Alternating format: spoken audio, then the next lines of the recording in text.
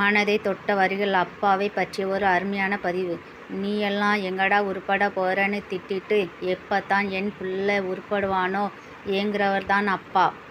பெரும்பாலும் அப்பா நமக்காக வாங்கி வரும் ஒவ்வொரு பொருளும் அவர் காலத்தில் அவருக்கு அது கிடைக்கப் பெறாதவையாகவே இருந்திருக்கும்.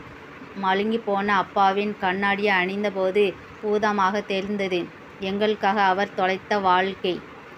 தன் கோமாளி வேஷமிட்டு தன் குழந்தையை ஹீரோ ஹீரோயினின் ஆக்கும் அப்பா நாம் பெற்ற வரம். கடைசி வரை புரிந்து கொள்ள முடியாத, புரிந்து கொள்ளும் போது படிக்க கிடைக்காத புத்தகம் அப்பா.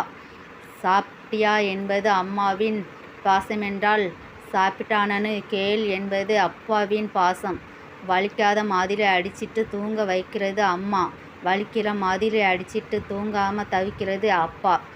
மகனையோ மகளையோ அடித்து விட்டால் அவர்கள் தூங்கிய பின் அவர்கள் அருகில் அமர்ந்து அழுகும்போது தந்தையிடம் காணலாம் 1000 தாயின் பாசத்தை.